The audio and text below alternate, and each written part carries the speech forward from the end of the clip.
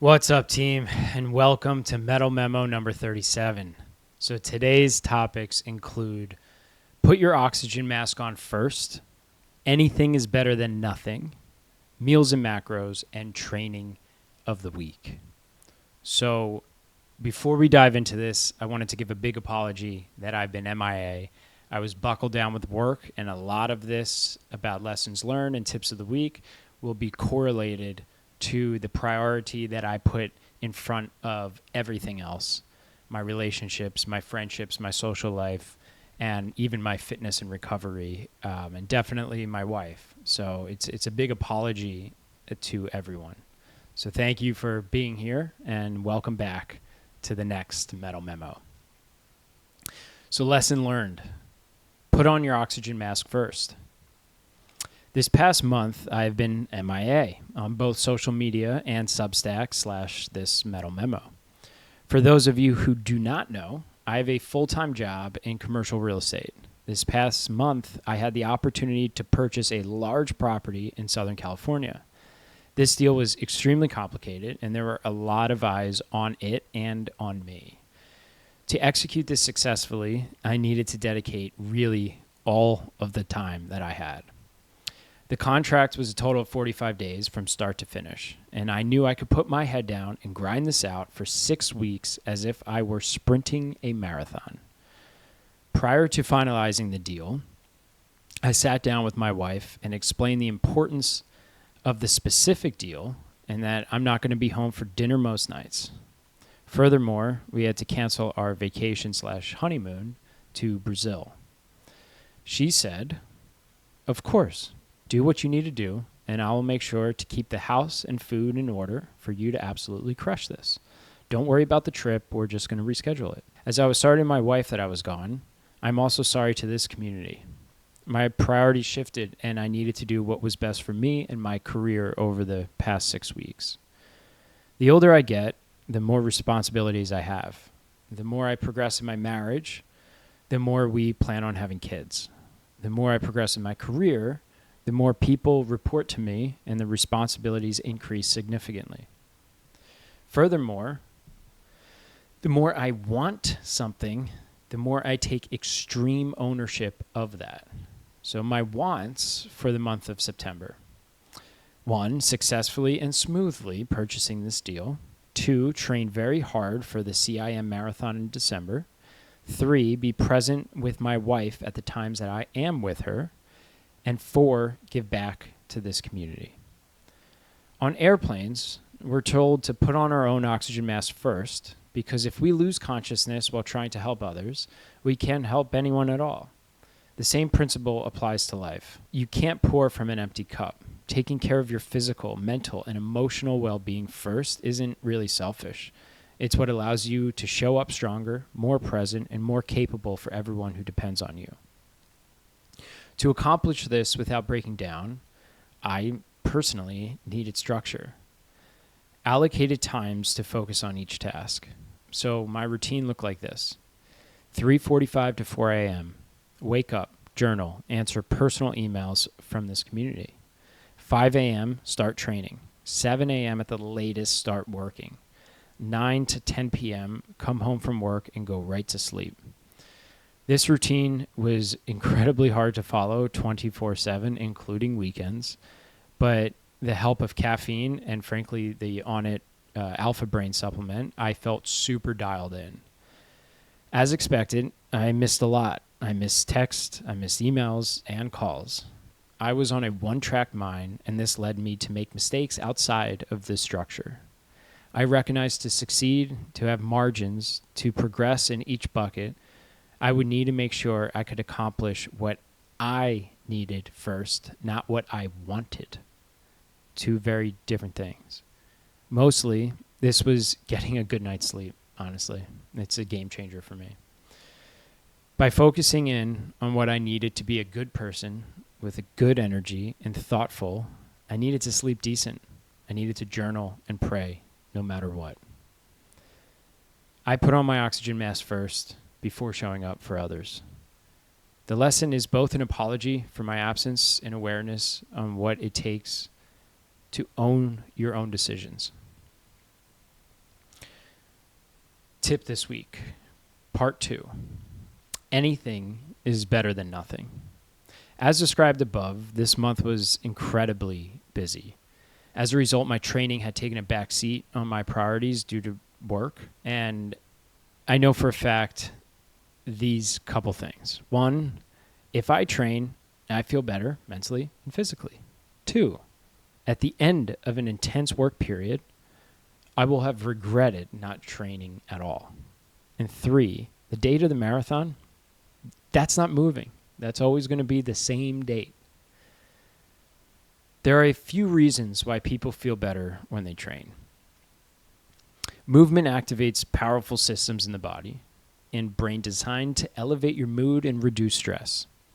Exercise releases endorphins, dopamine, and serotonin chemicals that boost happiness, motivation, and focus while lowering cortisol, the body's main stress hormone. It also builds confidence by proving you can do hard things. It strengthens the mind-body connection by pulling you into the present moment and improves sleep, energy, and mental clarity.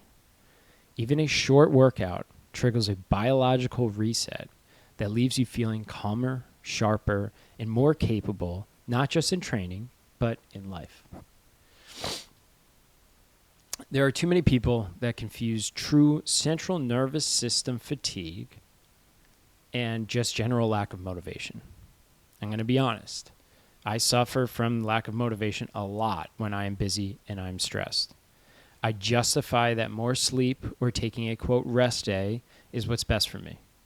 However, I am also extremely disciplined. Years and years and years of battling this feeling and showing up every day no matter what.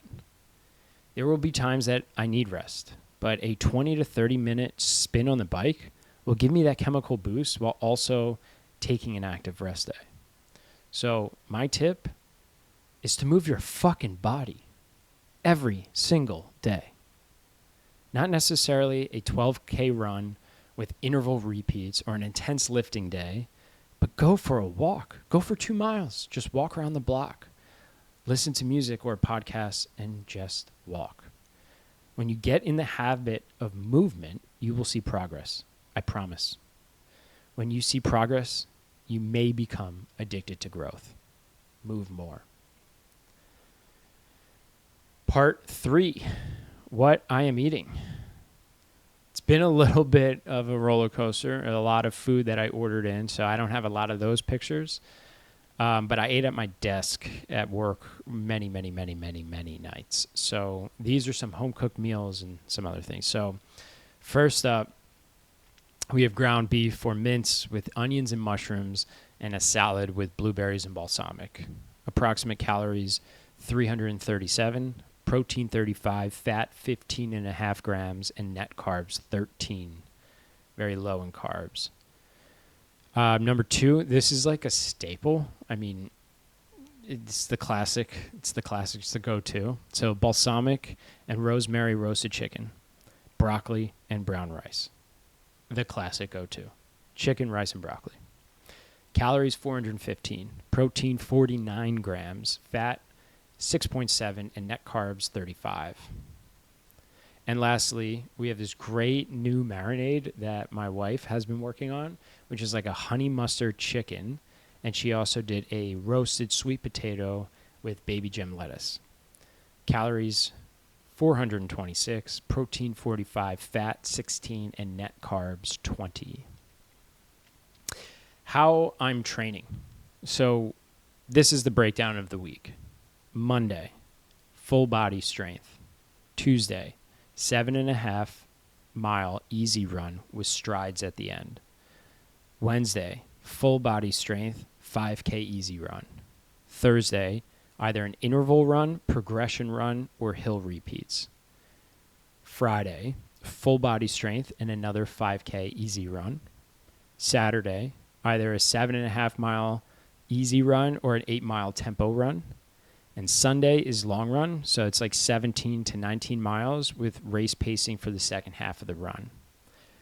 My total running miles are around 45 to 48 miles per week at this stage, and the total strength training time in the gym is about 3 to 4 hours. For running, my runs have gotten harder and harder.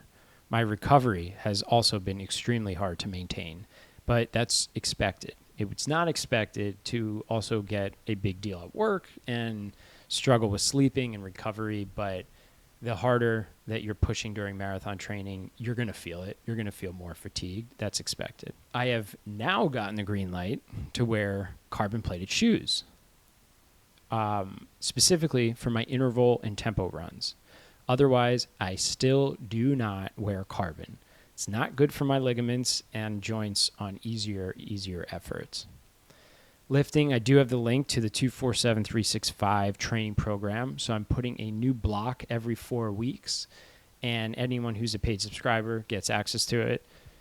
It's like $6 a month, so super favorable. And I spend a lot of time programming these to really make it fun, make it exciting, change it up, and also help you build strength while following progressive overload. I'm personally following a three-day full body split as the mileage for my marathons has increased. And it's just super important that I'm building strength to stay durable more than building strength to like put on mass and size. I'm looking just to stay durable. And yes, it helps with aesthetics as well as you're running a lot. Otherwise, let's talk about the supplements I've been taking. So I've been taking Transparent Labs. I've been sponsored by them for a very long time now, and I absolutely love it. I'm kind of addicted to a new flavor of the Hydrate, which is the blue raspberry. It tastes like a blue Gatorade, but way healthier with no sugar. Also, creatine. Just take your freaking creatine every day. It helps with your brain. It helps with brain fog. It helps with energy. It helps with muscle growth. It helps with recovery. Take creatine. Creatine HMB Transparent Labs. And then whey protein. I mean, these are just staples. So I take that. I take omega-3s, and I take vitamin D3 K2. I take a bunch of other stuff, and I play around, see what I like, don't like. But those are the staples. They never leave. Secondly, ketones. I mean, with more marathon training and the more focus I need to be at work, taking an alternative energy source like ketones instead of just carbohydrates has really enhanced my focus, my energy, and my workouts. So a long run, I've been taking a shot of ketone when I wake up. I also take one before I run, and I take one halfway through the run. So 3 ketone shots in one morning of a long run. Granted, I'm out there for like 2.5 hours, but it gives me that boost in the back end. So that's it for this week's Mettle Memo number 37. I am so sorry for my absence, and I'm back.